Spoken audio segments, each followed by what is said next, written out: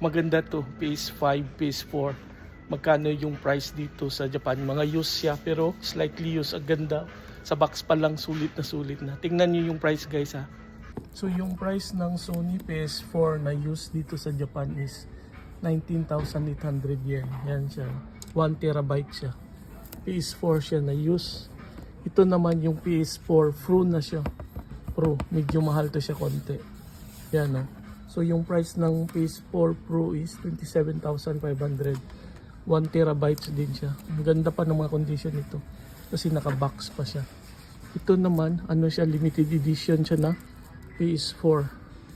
Kaya Luna edition siya. Kaya iba yung box niya. So yung price ng limited edition na Luna edition Fantasy Final Fantasy is 22,000 yen. PS4 na limited edition. Ayan siya oh. Ang ganda ng box niya. 1 terabytes din siya. Ito naman yung PS5. Parang bago lang oh. Kasi yung box pa lang ang bago pa oh. Ganda pa ng box niya. Parang sandali lang ito nagamit. Yung PS5 na used sa Japan is 52,800 yen. Yan siya. So ganda nito.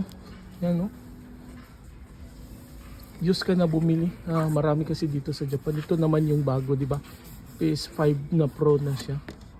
Ito yung price niya sa 104,500 yen. PS5 Pro. Yan oh. Bago pa to isa oh. 110,000 din siya. PS5 Pro na siya. Ito maganda bilhin. Bago. So ito yung mga price ng mga PlayStation dito sa Japan.